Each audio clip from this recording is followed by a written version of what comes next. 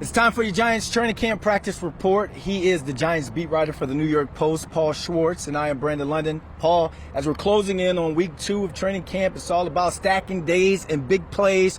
Two guys, rookies, who are making big plays, one on the offensive side of the ball, one on the defensive side of the ball, Jalen Hyatt and Trey Hawkins III. What are your thoughts on these young guys? My thoughts on them are a lot more positive than they were a month ago when these guys were just new to the program. Let's talk about the receiver first, because you're a receiver. Always. But look, here's the thing. We were standing on the sideline, right? And I was asking you, I said, Hyatt's about your height, right? And you go, no, man, I'm way taller than Hyatt. And I look up, he's 6 foot, you're 6 what? 4, 5. That's a compliment, isn't it? You play taller. Yes. I mean, we know he's fast. He's playing taller. We heard all about vertical routes, run straight ahead, is not a complete receiver. That's why he's a 3rd-round pick and not a 2nd or a 1st-round pick. Well, first of all, the Giants had him as a 2nd-round pick value-wise, and they moved up a lot to get him. So they look at him as a 2nd-round pick. Look, I've seen a lot of rookies, a lot of, today was a shelled practice, right? It wasn't pads. I'm not going to go crazy. He has looked really good. I don't think he looked great in the spring. I thought, look, he was barely knew what he was doing, right? I thought he looks really good in training camp, catching the deep ball. You can speak better about the different routes he's running. So, I mean, all systems go. I mean, look, at this point as a rookie, if he can just run straight and fast and catch the ball, that's an option. That's something that the defense has to deal with, right? I would expect in preseason they do that early and often to show these other teams we can do this. Yeah, and he continues to better himself as a true route runner. He's running the tree. I think today he called it dig route, stop route, slant route, and then 2 deep balls as well. So when you're one of those rookies, and I asked him today, how comfortable are you, or when was that aha, I got it moment? He said early, and he's comfortable now, but he said he'll get even more comfortable once he gets some game reps and he gets out there with the first team to actually put the pads on and really get hit and have to do things on the fly. Another guy, rookie corner, Trey Hawkins III. This man is all over the place when it comes to being on the Giants receivers. Look, if you told me we're going to talk about a rookie cornerback, okay, I got to get my Deonte Banks stuff, right? Yep. The first-round pick. Now, he's done fine. But, yes, you're right. Look, this is how, if you can hit on one of these guys, what is he, a 6th-round pick? 6th-round From pick. Old ODU. Dominion. He's a monarch, right? Now, I pulled O'Shane Ximenez aside today. Where did he play? ODU. ODU. He said, man, that's my boy. Now, he didn't play with him because, O'Shane's a little older. You know what's amazing when you think about it? O'Shane is one of the elder statesmen on this roster. Wow. Can you believe that? Yeah. 2019, that's the Daniel Jones and Dexter Lawrence class. The only one more than that is Saquon, and then you go back a little further, Sterling Shepard. Yeah. So, I mean, O'Shane Ximenez qualifies as an elder statesman. He said, when you're a small school guy like that, you have to stay healthy and just maintain. Trey Hawkins has done more than that. He's got good size, doesn't he? Yes, he does. He's long range. He can run.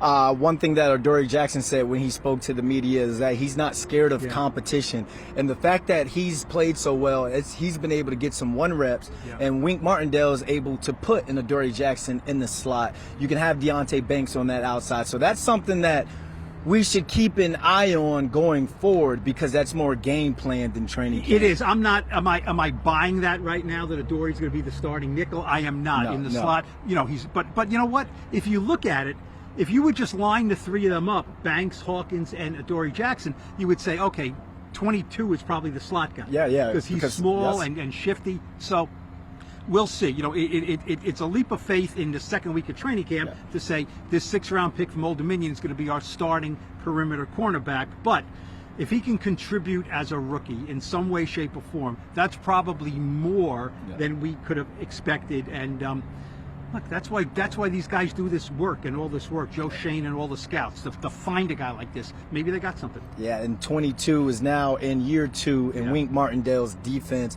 and you're seeing how 1 year of playing under one system can do wonders for a team going into not only OTAs but training camp. But not only Wink Martindale, Mike Kafka spoke on the schemes and how comfortable these second-year guys are in their offense.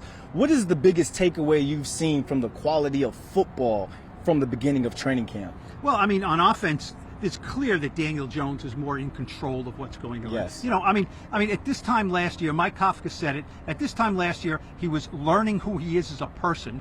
He was learning all the terminology. Mike Kafka was in his first year as an offensive coordinator. He had never called plays. At this time last year, we didn't know who would be calling the plays. You know, we thought probably Daboll, but maybe Kafka. We'll see in the preseason games. So, that developed really well with Kafka calling the plays in year one last year. So, I mean, just on a personal level, these guys know each other. I mean, Wink Martindale was saying, I know Kayvon now. I know Adoree. I know what to expect of these guys on the field and as people. Now we can start to put it together. Yes. I mean, let's face it, on both sides of the ball, there's a lot more work to be done. Yes, The Wink Martindale defense, was not highly rated, and they were really low rated against the run. So, I think Wink feels he is much more.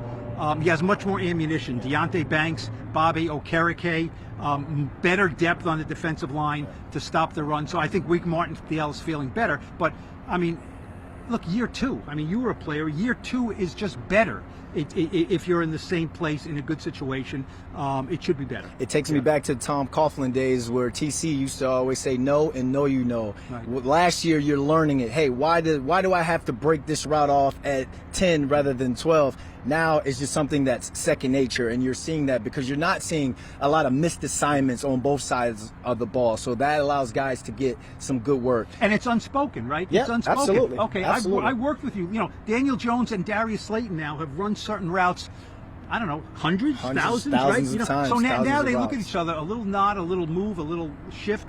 They know what to do. That's the continuity that good teams need. The Giants have had so little of that. When you win 9 games and make the playoffs, you tend to keep more guys together. That's Absolutely. what they did. All right. Yeah. They're stacking days. Let's look ahead because they did some situational work today, and then they have another padded practice on Friday, and then they go out to Detroit for some joint practices. I guess I'll just ask you, what's the schedule going to be like for fans who want to follow? And then do you think that they're ready for some joint practices because they haven't had many days with pads on?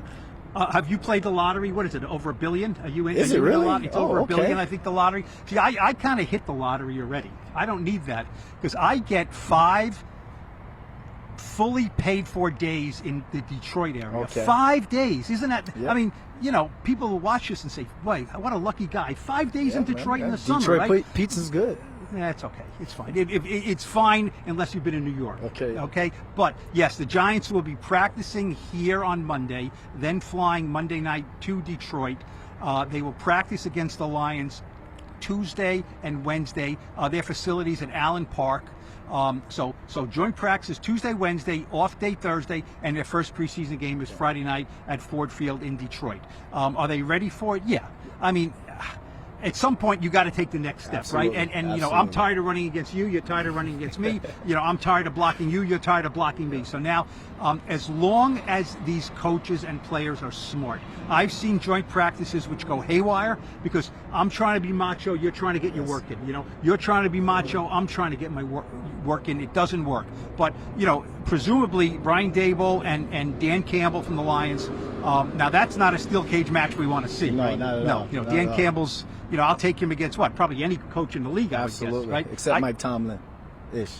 Well, that's. We'll talk about that on another pick your day, poison another with day. that Yeah. one, right? You got the veteran craftiness and I covered Dan Campbell when he was a tight end for the Giants. They drafted him, a 3rd-round pick from Texas A&M, and I liked him a lot. And then they drafted Jeremy Shockey, and Campbell kind of like, I'll go to the Cowboys and, do things there. Okay. So as long as they practice smart and if things don't go crazy, it can be very good work. There will be better work Tuesday, Wednesday with the frontline guys who will play insignificant time or not at all on Friday night. It's very important. They got to stay healthy. They got to be smart. But working against a different team, it's a whole different skill sets. The defensive backs now have different receivers. The receivers have different cornerbacks. The linemen, you can do one-on-ones with guys you don't know. It can be really beneficial. I'm a big fan of joint practices. Yeah, and it gives it time for the offensive line to get some work and the defensive line as well. Remember, the run game and stopping the run are question marks that the Giants are facing going into this season. For Paul Schwartz, Brandon London, thanks for watching the Giants Practice Report.